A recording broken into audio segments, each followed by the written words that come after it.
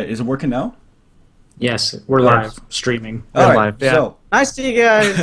You probably want to close that and not share stream details, but are you sure? I don't know. All right. So, try this again because I got it right the first time. So, of course, I'm going to mess it up now. Hi, guys. Welcome to the rOilers podcast. We have a very special guest in Tom Gazzola joining us. Tom, how you doing? Good, good. Looking forward to it. I'm glad you're here. And as per usual, we have me. I'm Adam Schweet44722. I just messed up my own username. There's Arun, otherwise known as Aruntech5. And there's James, otherwise known as Paul McCartney. Paul McCartney. Paul McCartney, or dash Paul McCartney, dash. What, I have to go back to full screen? There's no video? What do you mean? yeah, it's just in working. a separate video kind of thing. Just go off full screen and you'll be fine. Oh, okay. All right. So, starting off, what do we want to start with today? Actually, I know I had kind of a question that wasn't on the topics. Hopefully you don't mind asking, Tom, but now I was reading Bob McKenzie recently, and a lot of Ron McLean. They were always talking about how the media in the past, in the 70s, 80s, 90s, was a lot tighter knit with the players. They go over dinner, they talk after the game, they go in and have a beer with them. Is that similar nowadays, or has it changed quite a bit? I think it's different. There's a separation now, and it's a process, really. Like, don't get me wrong. You still get to know some of the guys. You become friends with them when you're at the rink or around the team, and it's a team function or something. Then you have to maintain that professionalism. But friendships exist. Guys get along. Guys go for beers still. But I don't think it's like it used to be. And talking to guys like Jim Matheson, Terry Jones, they know the guys from back in the day really well. Of course. And they would have that rapport with them. And I think it's just it was a different time in sports. And it's evolved to a point now where if you're not around that often, you just go in, you do your interviews, and then you say thank you and walk away. So whereas before you could actually sit down with these guys and they would ham it up with you, and it's not like it used to be. But relationships are still formed, and I'm fortunate enough to be buddies with a couple of players now, players in the past, but I can't imagine what it was like back then. I mean, the stories are great, and you could call guys up and just talk to them out of the blue if you needed a quote or something on an article, if the guys were writing articles, or you needed a favor if you had like a sports show on a local station or something like that. Now you have to go through the PR team, you have to follow the process, do the due diligence. Otherwise, you'll feel the wrath from the team. So it's changed. But I think that's like that with all pro sports, and it's not just hockey. But in my experience, though, guys are good, and as long as you give them respect, they give you respect back. And then the ones you get along with, sometimes they'll give you your phone number or their phone number, and then say, hey, let's go grab a drink or chat about stuff, and you get to know them. And so the relationships are still formed. It's just not as buddy-buddy, I guess, like it used to be, which is too bad, but such is life. So is there anybody from the past that reached out who you was kind of surprised, like reached back out to you after they left? Who I still keep in touch with is a little bit with Colton Tubert. Oh, dang. That's a name I haven't heard in a He just while. signed in, I think, Nuremberg. Okay. And Theo Peckham, actually, too. Still see his Facebook updates and message him every now and then. And a guy I grew up playing hockey with was Mark Fistrick. So, so I still, I think we golfed last summer, and still kind of chat with him a little bit. So, but yeah, I mean, you still have some relationships, but Of course. it's weird. It's media is, and of course, like there's so much different types of media now, and the way things are evolving with on-demand stuff, podcasts, Yep. Yeah, like right now. blogs are becoming a big thing that I think professional sports are just trying to, like the PR teams, from what I understand, are still trying to figure it all out, and who's who, what's their motive, do they have, what are they trying to get at with whatever they're putting out there. So it's kind of a neat time in the industry, and But if you're a good person and people like you, then you have relationships with them, and Yeah. they'll give you the time of day. So, but yeah, the 70s, 80s.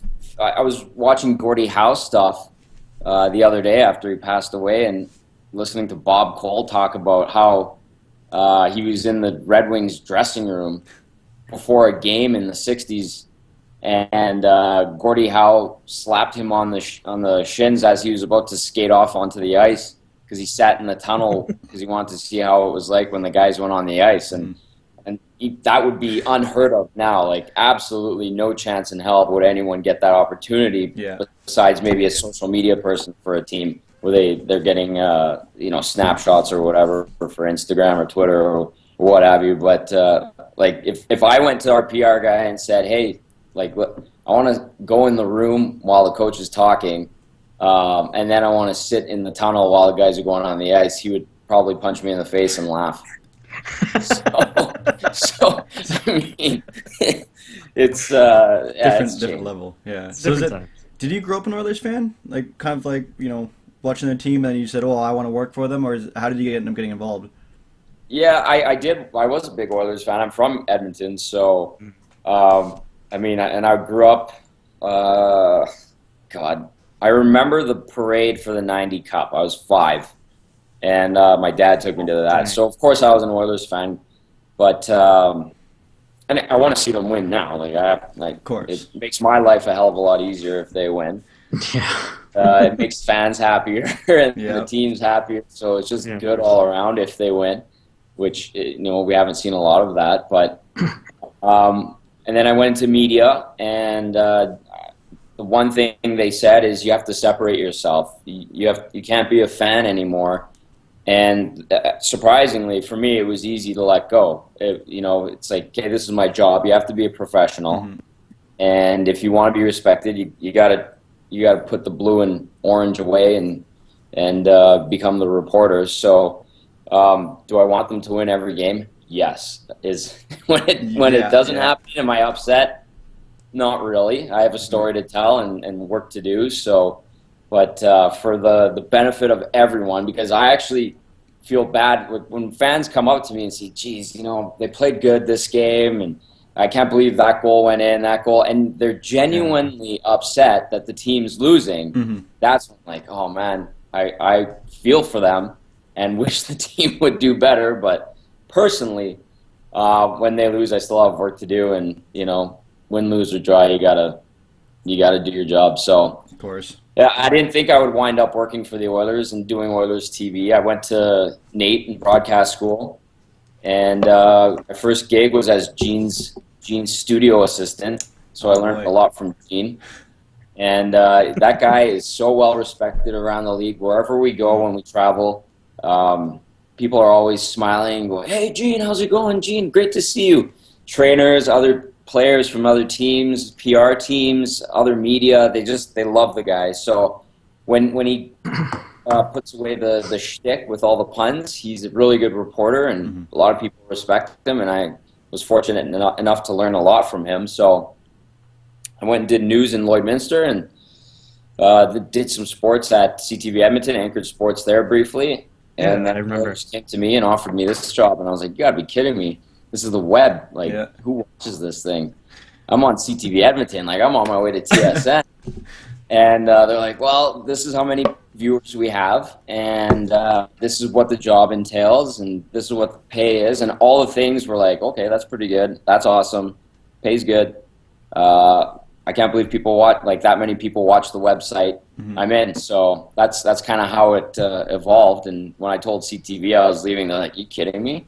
So it's been good. And Ryan Shog actually gave me a little bit of grief when I took this job too. He's like, "What are you doing?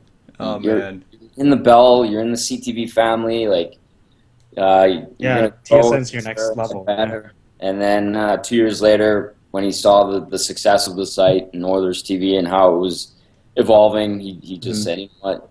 It was a good choice. You're doing fine." So, and if I could interrupt, that's actually a point that I really respect you for, Tom, if I'm allowed to say that. Because honestly, after you came on, because I've been following Oilers online for a long time, and it's very different the content that's put out after you've come on and there's been more direct reporting for the web than before. Like, you can clearly tell the difference, and the quality is greatly improved. So I thank you for that. Well, thank you. Yeah, I have to give credit to our director of digital media, is Mark Ciampa. He's the guy that had the vision, and he's the one that wanted it to become more of a, I want to say network, but network's not the right word to use because it's all web.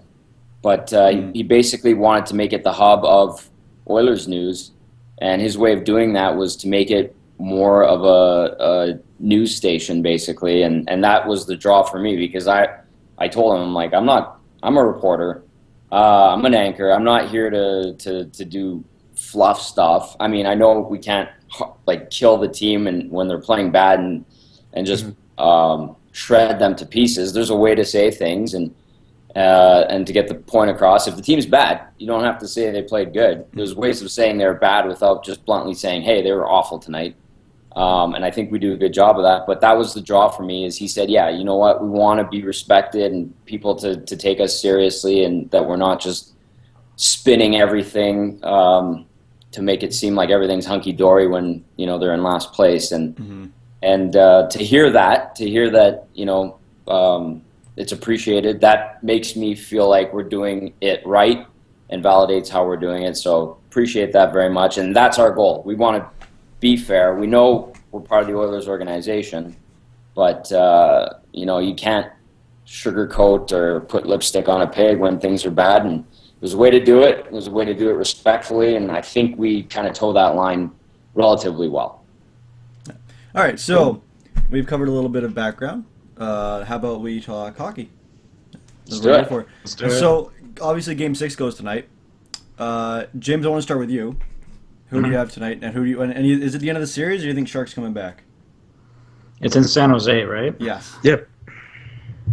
Game 6 here. I think San Jose will win it, and I think that they'll go back to Pittsburgh for Game 7. I like how San Jose is still alive, and Thornton hasn't seemingly really done anything. I think he's due for a big game. He's due to wake up, and he's due to take over the game like I know that he can. So that's my quick prediction. San Jose wins this one, but I still think Pittsburgh wins in 7.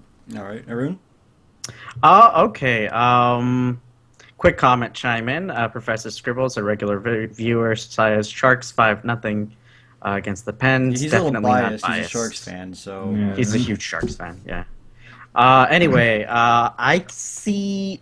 there's one key thing that happened for me last series that's making me consider the possibility that the Sharks can take it back and win Game 7. And that is, they finally had a lead in a game. They've never had a lead in a game. They've always been like fighting to come back in the game, or it's been tied, or it's an OT, and then they win it in OT. So just that thing happening, I think is a difference in mentality that can happen with the players. Just that, you know, we can be the ones in control of the game. Mind you, Martin Jones was in control of that game. But we can be the ones that are like the ones that are commanding essentially the pace, where it's not like we have to go out there and we have pressure to like score the next goal so we can tie it. Instead, it's that, you know, we've scored that goal. Now, if we have to hold the lead, it's not as much pressure, because if they score, they tie it. They don't win the game. So you think San Jose wins?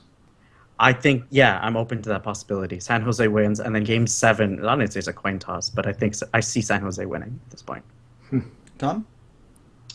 I can't believe Pittsburgh didn't win Game 5, first of all. Yeah. That first period was awesome. No. Jack Michaels, I know he's from the Pittsburgh area, but I talked to him this morning at the locker room sale, and the first thing he said is the Pittsburgh should be leading this series 5-0 with the way they're playing. So I thought they should have locked it up in Game 5. I think they're going to win tonight. I think San Jose is feeling confident. The lead is a big thing, like you mentioned, Arun. But I don't know. Like, the Penguins just, they seem to have killer instinct would be the right word, or they have that. They won it, I know, in 2009, but I think it's just a matter of time, whether it be tonight or in Game 7. I just don't see it with San Jose. Yeah. And Thornton's he's been okay. Pavelski, he's not being. I heard that they're. I think there's an injury going on there. Strategy with him, or not with him. They're rushing the D, taking away the shooting lanes, and he can't tip pucks in, and that's smart. I know he still scored a couple goals the other night, but I think the Pens have this. I really do. The key, I think, will be Matt Murray, and you can't go back to Fleury because you've been riding Murray. No, definitely not. And he's been hot. He's the guy that's taken to this point. It's like it's a bad time to experiment almost. Exactly. Yeah, definitely. Yeah. And Mike Sullivan tried that and just blew up in his face, right? So, but then next year, I think you go back to Fleury anyway because he's done it for years and years and years, regardless of the gaffes he's had or whatever. He's an exceptional regular season goalie, that's for sure. Yeah, and then Murray, he's riding a hot streak, so ride him out till you win it, and then go back to your ace next year. I think it gets done. Long and short of it, I think it's done tonight. Okay. Yeah. How about you, Adam? I'm gonna go with Tom on this one. I think you can't ask your goaltender to make 44 saves a game and expect to come out with a win in Stanley Cup Finals. That doesn't happen.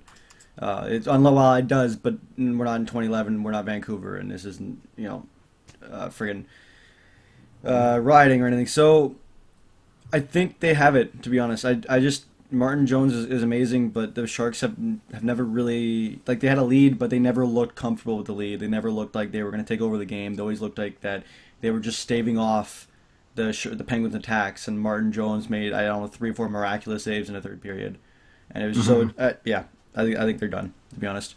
Yeah. So going back actually a little bit to you had mentioned with Murray, going back to Fleury and Murray next year, there's a couple goaltending pairs in the NHL that might be subject to issues with as far as the expansion goes, because there's obviously you can only protect one goalie. So there's Gibson and Anderson in Anaheim, and then there's Murray and Fleury in Pittsburgh. So if you're a GM and you're sitting there going, okay, well I can only protect one of these two guys. One of them is a future, and one of them is a current. do you risk it? Do you because I know we were talking about it earlier with Brossoit and Talbot, but it doesn't look like it's going to be an issue because there's so many other goaltenders. Yeah. I don't know. Do you guys, I don't know. Arun, do you want to start this one? Can I start this one? Yeah, I want to start this one. Honestly, if I'm the GM, it'd be an opportunity for me to spend this next season essentially to try everything out and see what works. So basically, Penguins GM split the load as close as possible between 50-50. See how Murray does with the larger workload, and if he's not succeeding, then you go with the tried and true.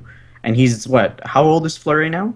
31, 32, 30, 31 or 32. Yeah. He has at least 2 years left in him, I guess. Well, no, he's got more than that. At least 4 or 5. Okay, Yeah. well, some goalies fall off at different times, but yeah. I don't know. I see more likely happening is they protect by players, and then they trade away other players. But it's going to be an interesting situation for the Penguins. Well, is that Pittsburgh specifically then? Pittsburgh specifically. Well, I was talking about it in general, but we'll go with Pittsburgh. In general? Well, okay. We'll go Pittsburgh. It's fine. Okay.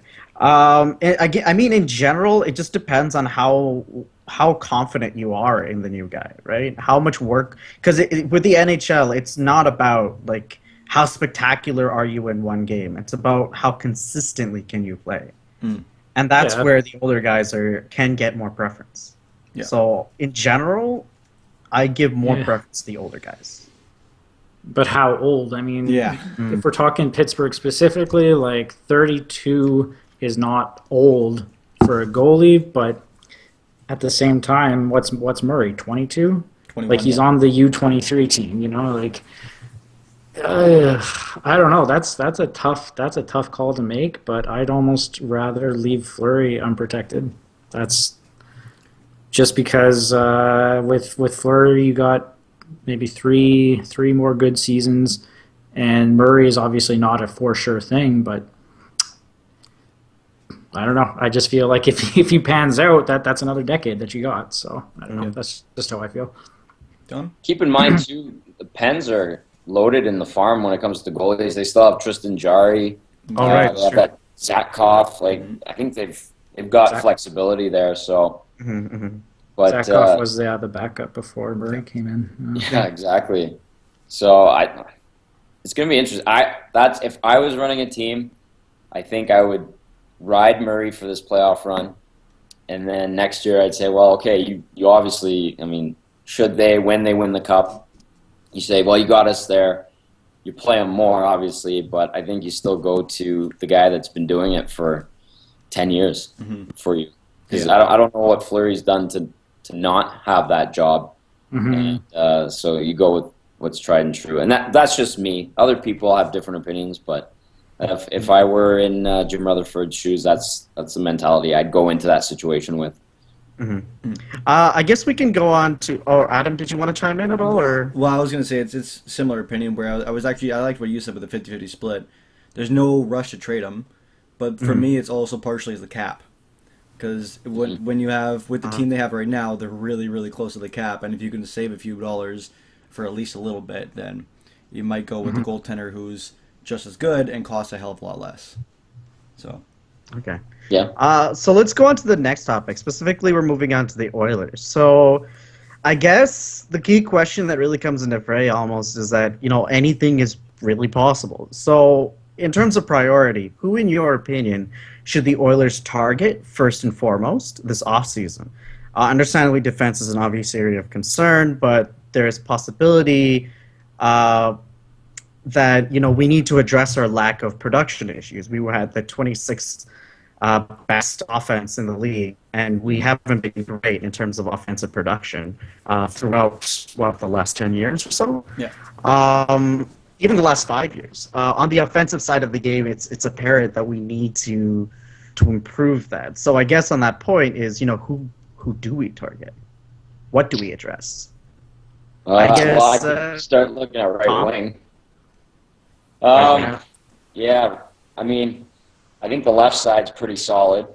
I know it's going to be interesting in the next couple weeks here with the draft coming up and free agency and all that. So there might be some holes in the roster potentially up front.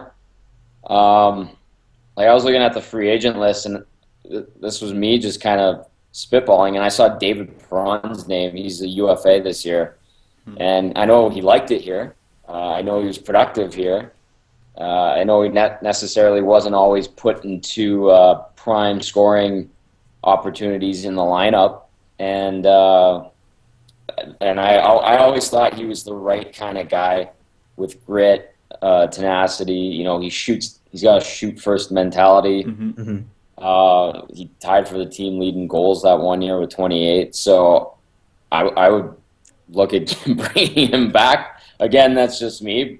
And defense, I mean, it's been beaten to death. Peter Chiarelli knows it, and he's talked about it. And I think he's got a plan in place, and he's gonna go after someone. He's gonna improve the D, and getting that number one defenseman is impossible almost. So if I don't. I mean, for a long time, I would just say to people, well, what the heck is a number one D-man? There's 30 teams in the league, and you're telling me that teams don't have a number one D-man? And so just getting that wrapped around in my head, figuring out, okay, what constitutes a number one D-man? Now people say, well, there's only about 15 number one defensemen. So even if he gets like a 2 or a 3 D-man, if we're using that logic, that still improves the team, because now they have young guys that will eventually, you hope, turn out to be 2s and 3s, and you pray that Darnell Nurse maybe can evolve into a 1, but it takes time with these guys. So if they can get 2 guys that are 2 or 3, or just solid NHL defensemen, as I like to call them, then you shore up that blue line. You have a good goalie now who's gone through a lot of learning and maturation with becoming consistent on a night-to-night basis. And Cam Talbot, I think, has proven that he can do it. So we'll see how he does next year. But so we got defense and goaltending looked at. Yeah, whatever forward holes are created, should there be moves, I think it's the right side that you look at and trying to shore that up, because is Nail Yakubov going to be back? We don't know. Is it likely that he moves? Probably, but yeah, I think it'd be that right side. Your fourth line's pretty much set. Third line is a little volatile, I guess. Yeah, I mean, The bottom six. This is the most interesting offseason for the Oilers, and thankfully it's not in regards to who they're drafting, really. Yeah, it's kind of a relief. That is an aspect of it, but yes. Yeah. I don't know. I mean, so it could go so many ways, and it's exciting in a way. I know when we're at the draft, I have a feeling I'm gonna be really busy, whether it be via trades or whatever. But it could go anywhere, and that's my instinct going into it. Yeah. Well, would you guys consider bringing back somebody like Teddy Purcell, if possible? Because there was interest. He was interested for the in right staying. money. Yeah, If the money's right, million, that's the concern. I guess to add on to that, one of the key concerns that I had with the team is that, when injuries came around, the team was decimated. One of the most important injuries in the past season wasn't McDavid. I would argue. I would say the more important injury that past season was Clefbaum. He was playing spectacularly before he got injured. We were riding a 7-game win streak high. He gets injured, we lose the next 3-4 games. Yeah. It was like our defense is like night and day. I agree with Tom on this. Is that we just need a few 3-4s.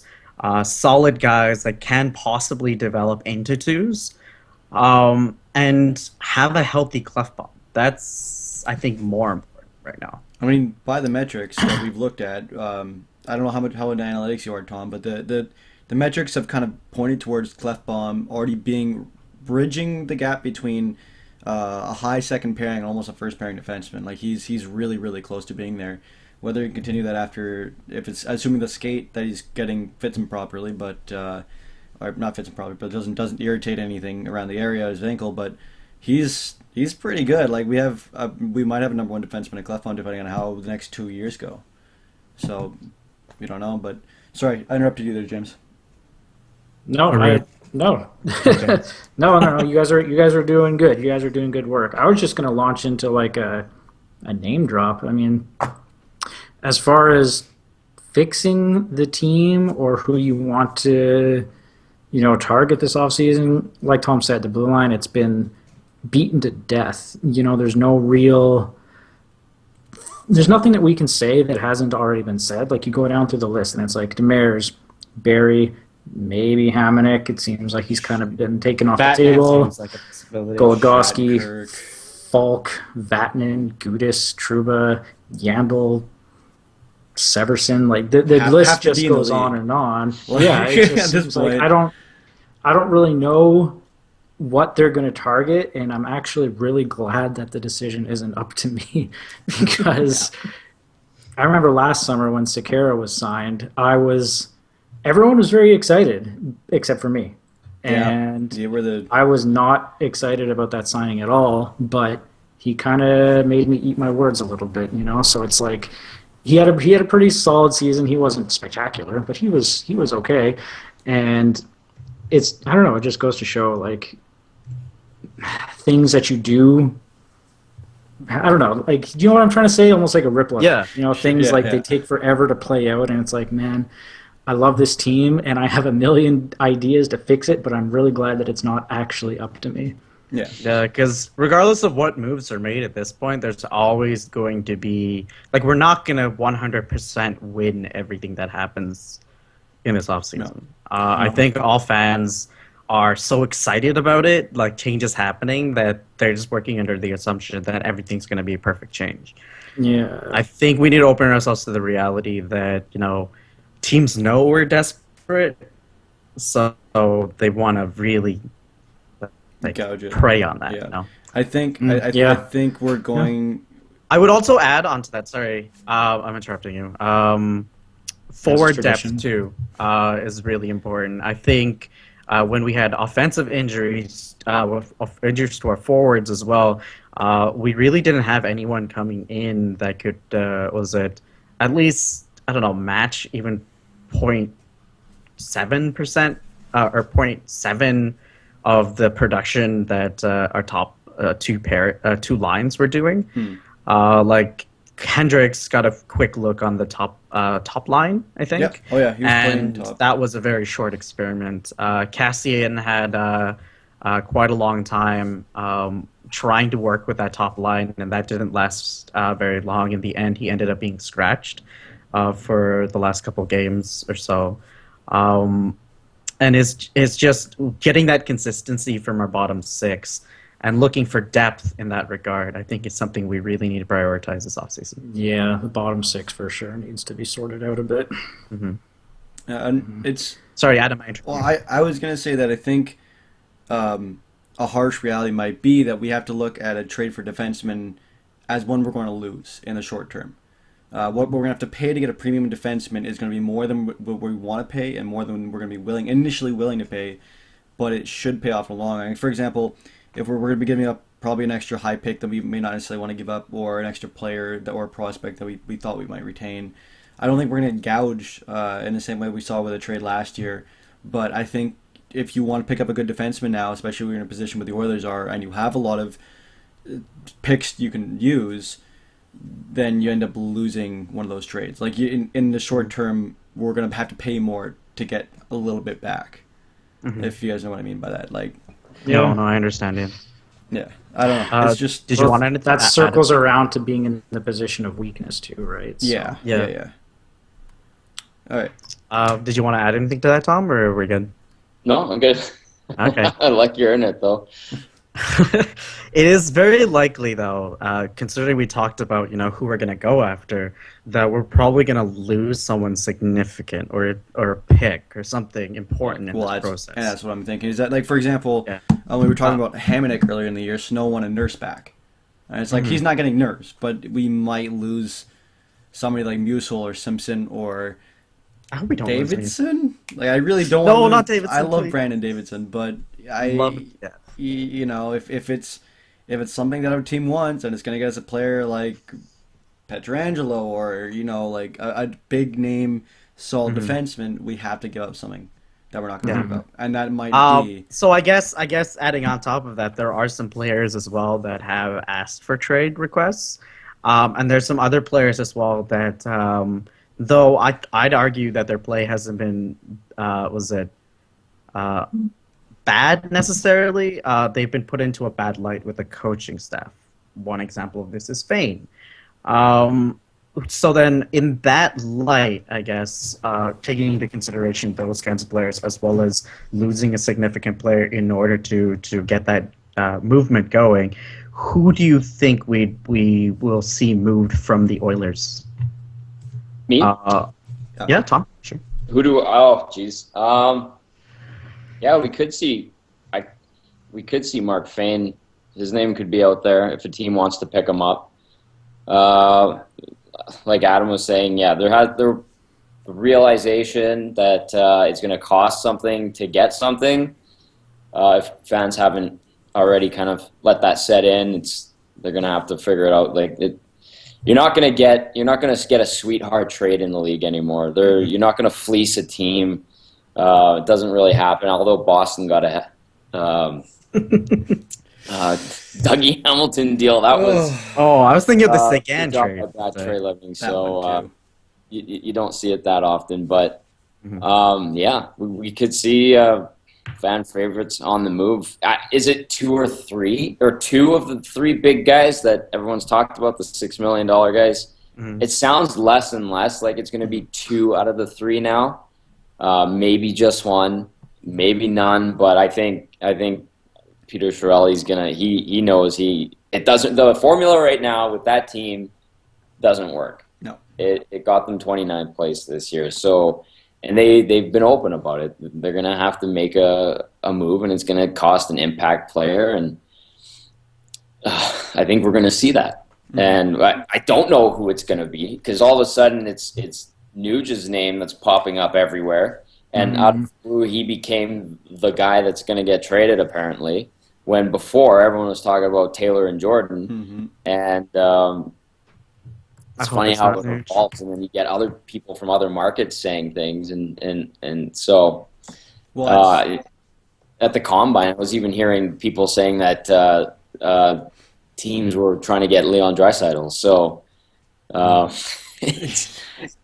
the way it's going right now is just crazy. Like the talk the last few weeks to me has just been insane compared to years past. And yeah, I think we're going to see a move. I don't know who it's going to be. I have like my thoughts, obviously, and I think it's more, to me, it would make sense to move a winger. And to me, it would be better to have the depth at center. A certain winger that, Yeah. We agree with you on that. And Todd McClellan, like, I don't know if people remember, but he always talked when he was asked, like, if you have these three centermen, ideally, you have McDavid, Nugent-Hopkins, and Leon. These are three really good centermen that can provide at both ends of the rink. Hopefully, I mean, I'm sure Leon and Connor would like to get better in their own zone, and they'll probably tell you that. But who would you move if you need to get them more minutes to the wing? And McClellan would always say, I'd move Draisaitl. So, and he had Pavelski, Thornton, Marleau, and he would move those guys around, and whether it was Pavelski going to wing or Marleau going to wing. So he has a track record of moving a centerman to the wing to get them the minutes, to get the offense going. And if that's the framework he wants to go forward with, then to me it would make sense to move a winger, especially if you're sliding what would be a centerman, natural centerman, over to the wing to create more offense. Yeah, and it goes back to how do you get centermen? You can't trade for them anymore. They say it's impossible to trade for centermen unless something like a team is up against the wall or something has to happen for them.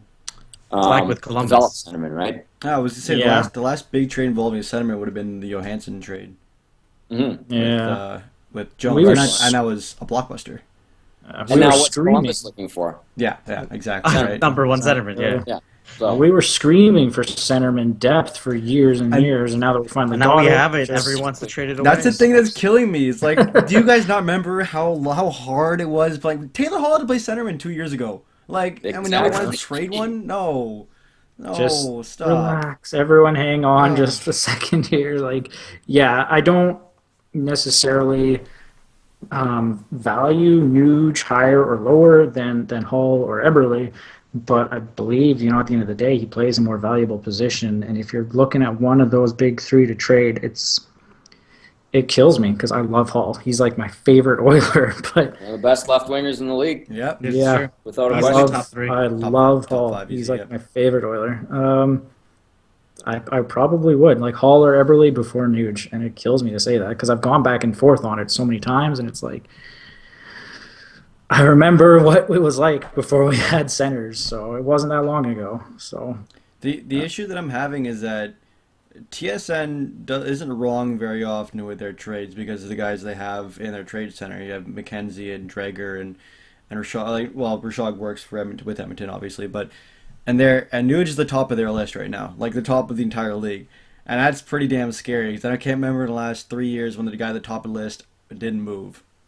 So it's like it's concerning. It's like, oh boy, I don't know. Like I have no proof of this, and I have no insider information. I don't work for the team. I don't work for anybody, so I don't know. But going off the past few years and what we know about TSN and how good they are, and Bob McKenzie, and McKenzie tweeted it now, and it's I don't know, and I love the article that came out. I think it was Gregor or Lowtide who came out with it on Oilers Nation. Lowtide.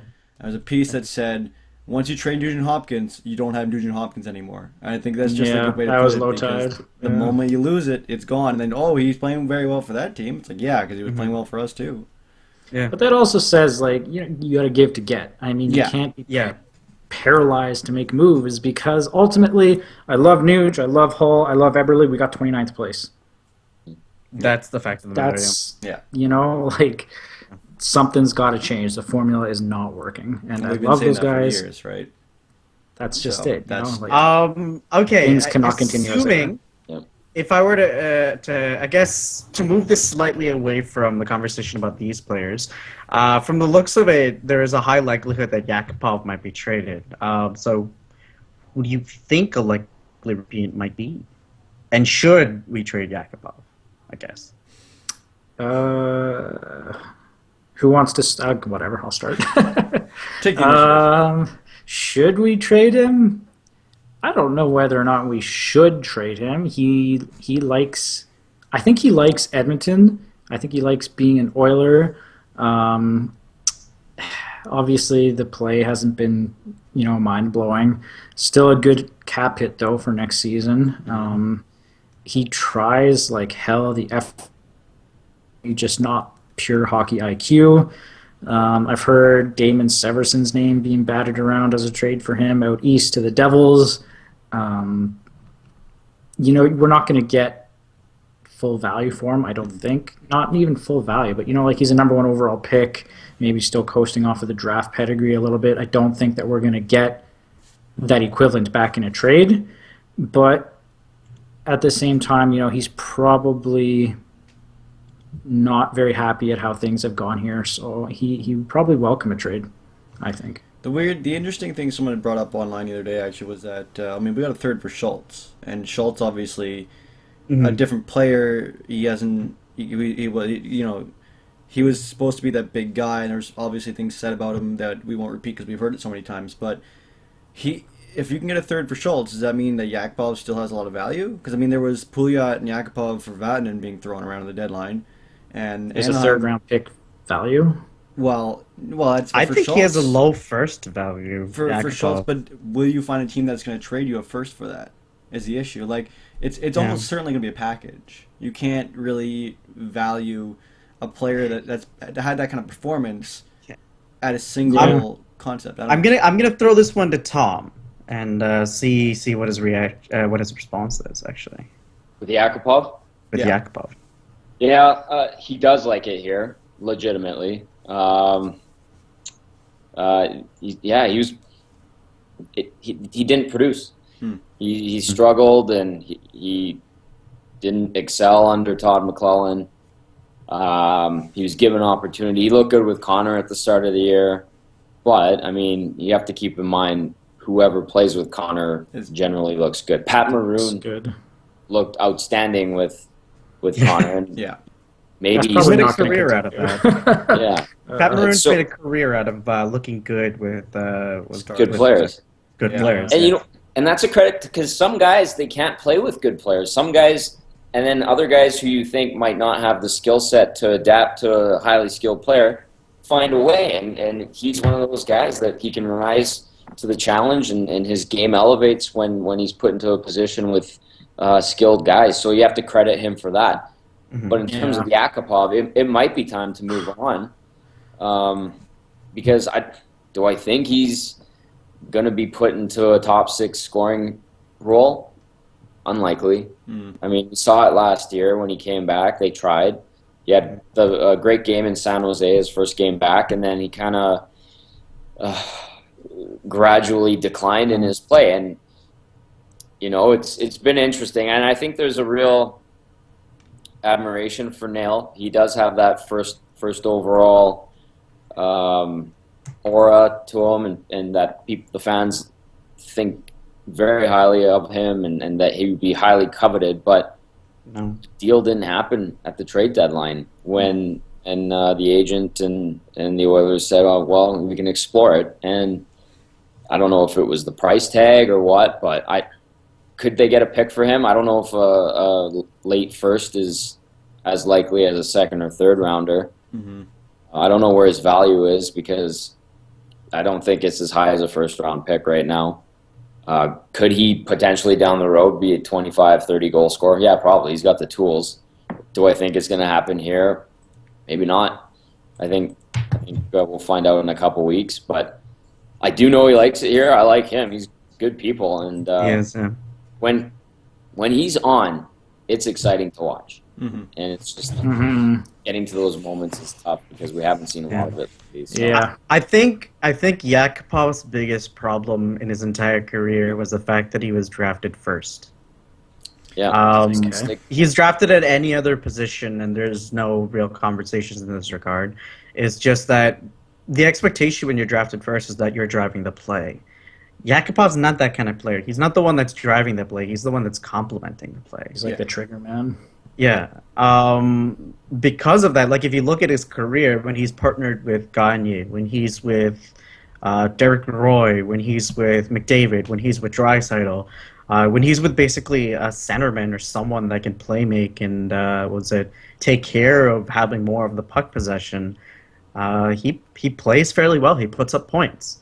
And when he's paired with a Lander, with a Letestu, with the Boyd Gordon, the production's not there. He never played particularly well with Nuge either, which is an interesting one. Yeah, Nuge is that's one true. of the best passers on the team. So, but mind you, I would argue that has more to do with Nuge's style being different. Like if you look at Nuge's style, it's primarily board play and like getting to the dirty areas and doing all that kind of stuff. Right. I'll be back in 1 minute. Yeah, no problem. Anyway, I think we've talked about this plenty. Unless someone has something. The thing for me is that I love Happy Nail. He's just he plays such a joy, well, and he looks happy, and it's fun to watch. And we haven't seen that a lot, and I think it's kind of sad. But I hope wherever he goes, he has a lot of success. So yeah, that's one thing that I think is universally accepted amongst most fans, I guess, of Nugent-Hopkins. Not Nugent-Hopkins, sorry, Yakupov, is that almost at this point, many of us are going like, maybe a trade is best because we want to see him being happy as well. And although if I were the GM, I would still hold off because, you still have his rights, the cap hit is low, and you still have him for another year. So you don't need to force anything right away, is my opinion. Anyway. But you don't want to wait until the value's ground down to dust either. Yeah. It's true. I mean, is it not already there at this point, though? It is essentially there, yeah. A score update for watching Euro 2016 watchers. Germany has scored their second goal of the game. I'm sorry. Are we a soccer podcast now? Oh, I'm sorry. We'll move on. I like the Euros too, but is this a soccer podcast? Okay, we'll talk about the draft then. Yes, we will talk about the draft. Should the Oilers focus more on using the draft pick to trade for players to improve, or continue to draft smart and develop prospects efficiently? Is it a possibility that we could do both? I will throw this one to Adam first. So obviously, I think this year's clearly the year where we have no idea what the hell's gonna happen with the pick. It's just like there's so many possibilities. But what I personally think is more likely is a trade down to low to high tens, not high tens, high single digits, so somewhere between 7 and 10.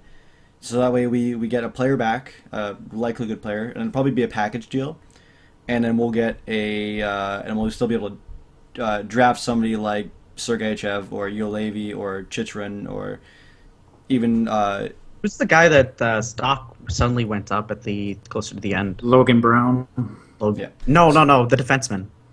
McCoy. I think it's McCoy, right? Jake Bean, maybe? Or Tyson Jost? McAvoy? Okay. McAvoy, that's it. Charlie McAvoy, yeah. So, yeah. That's what I think we trade down, maybe for Tyson Perry. I don't know. I grew up loving Sakic and Waugh, but I don't know what Sakic's doing with that team anymore. I don't think anybody really knows. Like, sorry. So I don't know. I think maybe they try to push for Colorado's pick and try to grab Tyson Barrie out. What's Colorado's pick again? 10th. 10th. I don't think that they'll just draft at 4. I think. Well, actually, it depends because if they trade, say, Hall or Eberle, then they draft at 4 because then they draft Hall or Eberle's replacement. But if they don't trade him, drafting another winger seems a little bit strange to me. So as it stands right now, I could see them, trading down maybe 8th or 9th. Montreal, I'd like to see them fleece Montreal. But at what number what do we get out of Montreal though? Like, Belgian isn't bad at his PK deals. Subban. Yes. Okay. Yes. I Fourth like overall Fantasyland pick, too, but I stopped and taking my that's drugs an hour it ago. Thank you. For PK Subban. Okay, how about... Man, would you ever bring We're back not Jeff Habs fans. We Petrie? can't propose stuff like Lander for Subban. We don't do that. Come on. Avs fans Would you are ever bring back ridiculous. Jeff Petrie? Jeff Petrie, what do you think? I would, but I don't think Need a he'd right come shot back. D-man, don't you? Yeah, that's exactly. true. Puck moving too. He hates us, guaranteed. There's Oh, no yeah. way he'd come back here. Petrie? Yeah. You liked it here. Yeah. Well, A lot of guys actually like it here. Didn't you That's- actually come out with a report saying that he actually wanted to stay initially at the beginning of the year? Did. You God, wanted that to- pissed me off. That deal for this. I'm not. I don't want to say bad things about people you work with because I obviously don't know them personally, and I'm sure they're great people. But Craig McTavish, I've heard Craig McTavish is a great person and a hilarious guy and really nice, but I don't know what the hell he was thinking with that deal. I really don't. Like with the, I guess it's different when you're behind closed doors, but Yeah. sign the guy for 3 years. Like, And I wonder what happened with because do you remember Dallas Aikens actually benched Jeff Petrie? Yeah, he So did. maybe that I think that had a lot to do with you. had a lot to do with it. Maybe. Yeah, Yeah. like coach is saying I can't use this guy for whatever reason. He doesn't gel with how I like my teams to play, and 1 then minute. he's telling the GM this, and the next thing you know, the guy's sitting in the press box, and then GM's like, well, I've got this guy. He's going to be a free agent, needs a new contract, but my coach won't play him or whatever. Maybe they had the same thought mentality, and so he traded him. So, that's but not, yeah, I mean, It's my Petrie. fear the similar thing's going to happen with Fane. That's my contribution to that, yeah. Yeah, I don't know. It's one of those things. Now, Tom, if I might ask, I don't know how much you know about this, but is it common for American players to want to move back home? I know, like a big one that we discussed is Kevin Shattenkirk as an acquisition, and our fear is, and we had a really long, brutal argument about this, especially when we were in Edmonton. Is it worth? Do you think it's even worth picking up somebody like Shattenkirk where they're going to be a UFA, so we give a big price tag for him and then he bolts after a year? Like, do you think that's likely, or is it most players in NHL tend to want to stick around for a bit? No, we lose Tom. Oh, internet's going. I Your internet's going. think I caught the. You guys can Just- you hear me? Yeah. Yeah. Yeah, we can hear you. I think I caught most of that. Yeah, some guy. I mean, I think. Do I know if Kevin Shattenkirk, if he were to come here, would want to go back to the States? I don't know that, but generally, like the guys are in town for what 8 months of the year. They travel anyway. I don't think it's as big of a deal as it used to be.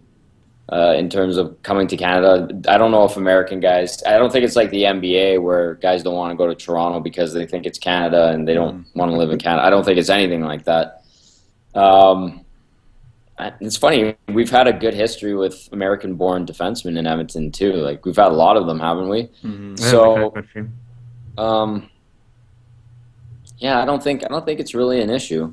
Unless guys really are adamant they want to go home, and sometimes they have other reasons for that. Could be family, maybe their significant other wants to be at home, or the kids or go to a certain school. Every guy's different, but yeah, I mean, and we saw Hamonic. Like Hamonic wanted to leave New York to go out west to Canada because of an issue with family. So I don't think American guys dislike playing in Canada at all, actually. Okay. Yeah, and Edmonton specific. I mean, it's my view of it. I know I'm from here, so Yeah. there's a bit of a bias, but it's this city's growing and it's changing a lot. And talking to guys, they actually really like it here. The fans obviously are passionate and they know their team, and that can be good and it could be bad depending on how the team is doing, but it comes with the territory. You're a professional athlete, you got to put up with that.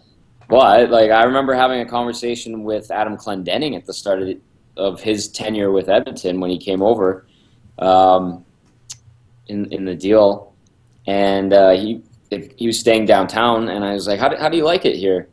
Because he's from Niagara Falls, I believe, or the Buffalo area. Something like that, yeah. And he goes, oh, man, it's great. Like, there's people walking around downtown everywhere I go. There's university kids at McEwen, and there's stuff going on. There's a million restaurants. And I won't say what city it was one of his old teams that he played for, but he's like, it's way better than this American city. And I was like, really? That city's a lot of fun when we go there. He goes, oh no, like it's a ghost town at 5 o'clock downtown. Here you've got people doing everything. There's people riding bikes and yada yada. And he's like, I know it gets really cold and that sucks, but yeah, I mean we're seeing the city grow, and I think that whole notion of Edmonton is starting to die, rightly so. So, and especially with the rink too, and that whole ice district, like it's just unbelievable what's being built there, and I think it's going to be an eye opener. Even for me, I've seen the plans. I've followed it from when it was a battle in City Hall, and I've been given like tours and stuff like that, and had the privilege of seeing what it's going to be. And I've seen other arenas around the league, but I still think it's going to be an eye opener for me when I see it, because it's that crazy of a project, and I think what they're doing with that will be more of a draw to getting guys here too. I mean, it's lifestyle that whole district is promoting, and when guys are free agents and they want to go somewhere, they want entertainment, shopping, proximity, like all of that plays in. So we're starting to see Edmonton kind of elevate its game as a city and maybe as a free agent draw. So no, I don't think American guys always want to go home. They're generally pretty happy with wherever they're playing, unless it's a really bad town that's been hit hard by a recession or something. So That's I really don't think it's much of an issue. Yeah, no, that's Sorry for rambling. no, it's. I mean, that's one of those things that the fan base has an expectation that nobody wants to come here, but Yeah, I think it's changing. yeah, cool. All right, sorry, Aaron, I interrupted Okay, sorry. I'm going to go straight to Tom on this. We were originally talking about what to do with the draft pick, so I'm interested what your opinion is on that. Can't wait till the 24th, by the way. Yeah, it's going to be an interesting day. I'll say that for sure. It's gonna be fun. I think Jarmo Kekalainen is the wild card here. What Columbus does will dictate what the Oilers will have to do. Because, like, is Kekalainen, do they really like Logan? They need a centerman. They've made that abundantly clear. I know he's Finnish. I know Puljujärvi's Finnish. He loves his Finnish players. Yeah. So I think that's where the conversation starts with what happens to the fourth pick, is what does Jarmo Kekalainen do in Columbus? If he takes Puljujärvi, and the Oilers are left with what you think would be Matthew Tkachuk, I think Peter Chiarelli will entertain those potential deals for that fourth pick right to the end. That's just my hunch. And he's a pretty smart and sharp guy when it comes to making moves, and he's methodical, and he seems to really think things through. So I'm sure he wouldn't leave that option or close that option as to moving that pick until the very end. And do I think they take Tkachuk? Yeah, if Puljujärvi's taken and Columbus and Kekalainen don't do anything, and they're at 4, and it's time to the countdown's on the clock. I think they would take him, but not without a lot of discussion, especially with other GMs. So in the long run, I think we'll see Matthew Tkachuk putting on an Oilers jersey. That's just my take. Yeah. I'm on the same boat for that one. I do see the Oilers actually using the pick. In my case, I hope they use it on Dubois. Although that's just my opinion on that matter. It has a lot to do with,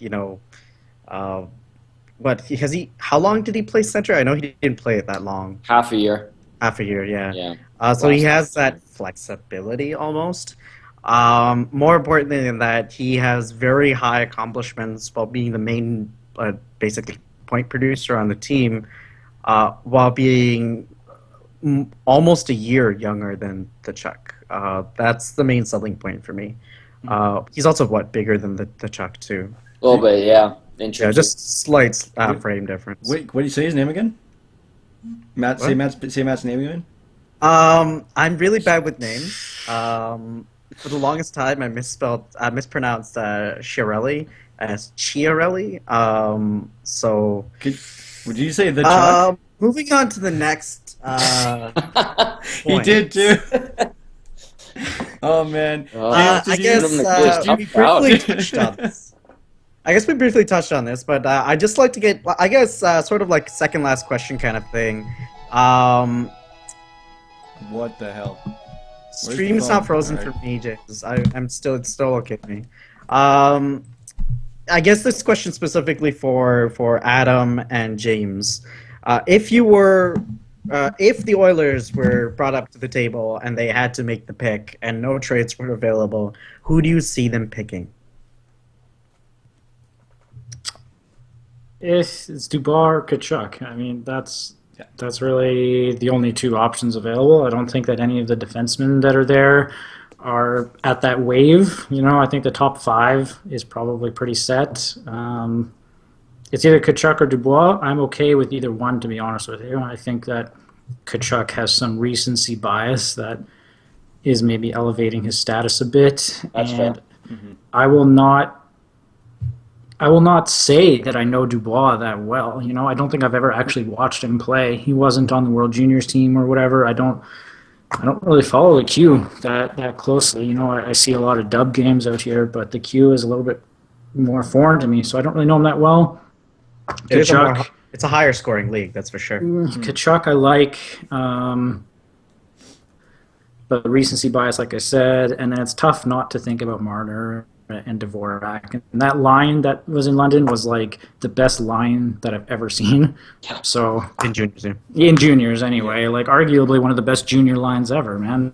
Marner and Dvorak are extreme talents, and I don't know. Like I said, long story short, either one of them is fine with me. So Okay.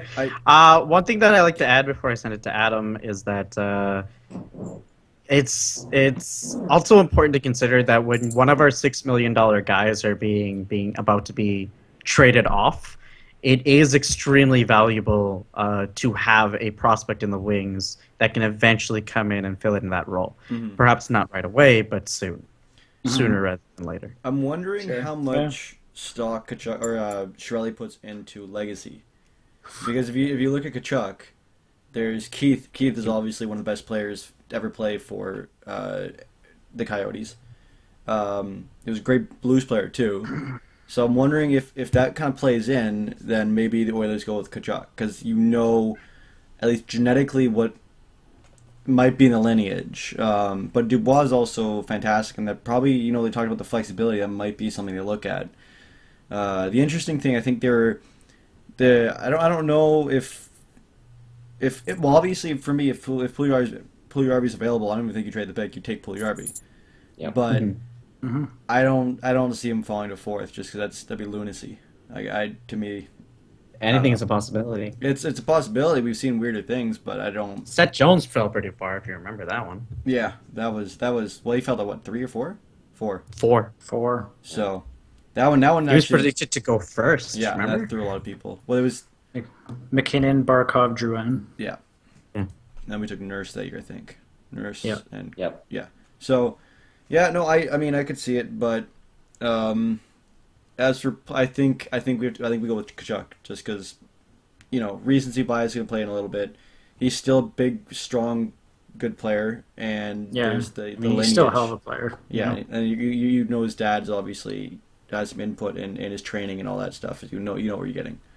So Yeah. Yep. All right. I guess that's pretty much most of our topics. We are an hour mark right now. If there's anything else that you guys want to add, we can. Well, can't handle my phone. Do you want to talk expansion at all? Because we haven't really discussed that too much. We didn't touch on the expansion. Honestly, I'm not too concerned about the expansion just because it's further along. I guess a more recent topic that we can bring up is, who do you think will be the next captain? McDavid. I think it's a given at this point. Like, Okay, James. McDavid. Yeah, I want to say Hall for like maybe do like a transition, like a Al Iafrate back in the '80s, but there's no way it's McDavid. Mm-hmm. Uh, Tom, you're allowed to input on that one, or you? yeah, Tom, you can come in. Yeah. I don't see them doing a transition thing, and Okay. especially if you give it to say Taylor Hall or Jordan Everly or Nuge, and then you want to pass it on to Connor. Like that's kind of weird, isn't it? I know it's been done before, but I think that's what happened with Lee Fogelin too. But I don't think they're gonna go that route. And if it's Connor, it's Connor. I mean, the way. I mean, we got to watch Connor play this year, and he's obviously an exceptional NHL player at 18 or 19. So he's legitimately a phenom, and those are the type of guys that wind up with the captaincy at an early age, right? So I think it's entirely possible we see Connor with the C this year. And you know what? He's starting to talk about he's kind of starting to talk about it a little bit more. And the one thing I learned about him is he's very much team-oriented. And he doesn't like to rock the boat. He doesn't like to ruffle feathers. He doesn't go out of his way to talk about himself. He always wants to talk about the team. And you could tell that after a couple months, he felt more comfortable talking about the team too. So he's very conscious about that. And everything he says is pretty well thought out. And that's why he's not you don't get great sound bites from him, is because he wants to be the ultimate teammate. And that's kind of, and everyone I talked to that knew him from his junior years said the same thing. Like, he's a team guy. He wants to fit in. He doesn't want to stand out in the dressing room, but because of his play, obviously, he garners that attention. So, and it seems like, I mean, hearing conversations and interviews with other Oilers players, that they're not opposed to it. That's the sentiment I get, and I don't think a lot of people would be opposed to it either. And that's why, so I don't think they'll do the transition thing. This year was the first time they played without a captain, which was different. I mean, that was kind of weird not seeing a C on a guy this year. So, we could see Connor wearing the C, and I think most people are okay with it. You know. Tom, if I could extend a question to you then. Because you mentioned junior players and the comments that they had about McDavid, what do his teammates currently on the team say about him? I think they think very highly of him. In terms of his locker room presence, I guess. Yeah, you know what? He's just one, from what I've seen and being around, like, he's just one of the guys, you know? He doesn't walk around. He doesn't hot dog it or anything like that. He strikes me as a guy that just wants to fit in, you know. He doesn't like the special status and all that, and does anything in his power to just be another dude in the room. And I guess that's the way he's gone about it all year. And hearing what guys say about him, it's been he's been successful in amalgamating with the group. So. Everything I hear from the team in regards to him seems legit, and they really like him. So, and I think there was Matt Hendricks talking about him too, and Matt Hendricks spoke really highly of him, and that's kind of a guy that, if you want a litmus test for the room or something around that team, like, when Matt Hendricks talks, he's got a pretty good finger on the pulse, and he has a good idea and sense of what's going on. So. A lot of times that resonates the thought of the group, and Hendricks spoke really highly of Connor, and he's not known to lie and beat around the bush when it comes to media. He's pretty open and honest, and I think what he said about Connor at the end, I think it was towards the end of the year when it was brought up about the captaincy, and he said, "Yeah, we'll follow him. He's done it on the ice, and he's great in the room, so." Why not? I mean, to me, it's logical, right? If you think about how long players going to be around, and he's kind of, if he's, you know, if he's never really been one to rock the boat, like you said, so he's never really going to ask for a trade. Hopefully, they're gonna sign him for as long as they possibly can for as much money as he wants. Yeah. And it's just kind of the thing where it's like, who else could it really be? And Shirley has already come out and said they're going to have a captain next year. Before they left for the juniors, they said, or is it the Worlds? Said Oilers are going to have a captain next year. So at that point, logically, to me, it only makes sense to give it to Connor, unless you're planning on giving it to Hall and trade him in 2 years, which I can't see that not. happening. Like they know, and it doesn't make sense. That doesn't make any sense. So. Yeah. It's a good problem to have. That's for sure. Last one, if you don't mind me asking, just quick yes or no. Lucic. So say he wants 6x6, which is the reported for LA. Do you take him at 6x6? Oh. So I have yes or no. The yes or no there, huh? There can be a condition on it, like yes or no, but okay, I would say yes. And then now here's where I go into it. I think other things would have to happen. They have the cap space. Guys are coming off the books this year. You need a presence like that. How long is he gonna? He's been in the league for a while and he's put in some hard years the way he plays. How I would start. He's only, what is he, 28 now? Yeah. And you don't want him to go the Ryan Clough route or David Clarkson and all that. It could be the Ryan Clough route. It could be possibly even the Hartnell route too, where he starts off really great and then sort of just gets injured constantly. My gut would say yes. Do it. I think a Rooney physically... Just get him in there. He knows how to. He's got a good relationship with Shirelli. Yeah. He's scary.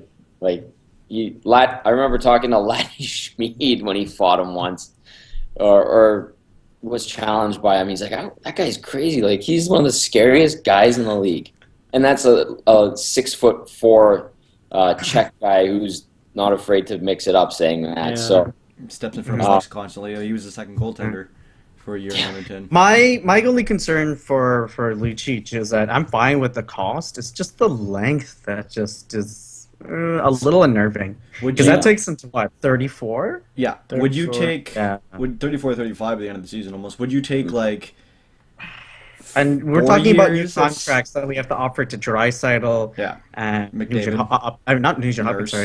in that time as well, and Nurse, and possibly I believe he sticks around. Still in. And whoever we bring on as a new defenseman too. Yeah. Now, would you say James? Actually, I'll get your answer first, and then I have one little condition after, and then we'll see if you guys say yes or no. Okay. James. Well, do you want yes? You would take yes or no for Lucic? No. No.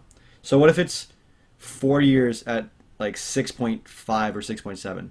So it's more money but less term. Yeah, it's not so much money. It's not so much money for me. It's term. He just doesn't play a style that lends itself to playing until you're 40 or even 35. Really, how old is Hartnell? 34. 34. He's. I don't know. At this point in time, I don't think I will give it to Hartnell though that he managed to carry that level of play for longer than most power forwards have. Yeah, he did. He did a lot of good years. Even when he was back with the Preds, I remember he broke in and he had some good, a couple good seasons there before he got traded to the Flyers. I think he was traded. Yeah, he was. Even as recently as last year, he got 60 points. This year he was just at the 50-point mark, I think, but it doesn't seem to be just nearly as effective as he was, and signing Lucic until he's 34, it's just I don't know. Maybe he would just be going downhill as the contract ended. Who knows? Do you think you'd be more comfortable with shorter term or money? Yeah, I think it is term. That's the issue here. Mm-hmm. Yeah, really. I don't really care. I don't not care about money, but it's term for sure. Yeah. All right. For me, sorry, Tom, you were saying something. Oh, I think that fear legitimately of when he turns the corner and gets into his 30s that the body's just going to give out. I think it's a legitimate concern. So I think that's kind of what we saw with Ferentz. I love the guy, but I think we definitely paid a fair bit for him late in his career, and he just won a cup, and it was we got an okay year out of him, and then injuries and foot speed let him down and stuff like that. So I think that's my concern with Lucic is going to be foot speed and then obviously injuries. Okay. Yeah. All right. So I think we're just about at time. Can I you have react one to more? that now? Yeah. Yeah. Hey, quick, come I on, would let's love go. it. I would love the trade, but my problem is I see Lucic looking at essentially like an equivalent or a start for a retirement contract during his prime years. So I don't see him going for that. I don't see him accepting that for 4 years. I think he Anyway. goes minimum 5. Yeah. Anyway, just wrapping things up. Thank you very, very much, Tom, for joining us today. Yeah. Not a problem. That's fun. Yeah, thank you. Fantastic. And hopefully we have you sometime into the future. Sure. Yeah, Cool. I'd be up for it. All right, Fantastic. fantastic. And I'll let Adam conclude, I guess, because Well, he's better at it than I am. Not by much, but I was just saying, honestly, thank you so much for joining us. I never thought we'd get a Twitter response back. It was the most unexpected thing, and it was amazing. So hopefully, maybe we'll have to talk to Gregor or some of the guys and see if we can somehow convince them to join us. But no, we Gregor, honestly. he's... Oh, sorry. Go ahead. Oh, no, Gregor, he's good people. Yeah, He might do it. we have him doing an online interview for the Oilers subreddit on the 20th. So Nice. yeah, not Yeah. for us, but yeah. Anyway, Yeah. so getting a little long, but thank you again for joining us. Thanks for everyone for watching. I don't know if we had any viewers, but whoever does see this, We peaked at 10 today. that's more than we've ever had. So there you go.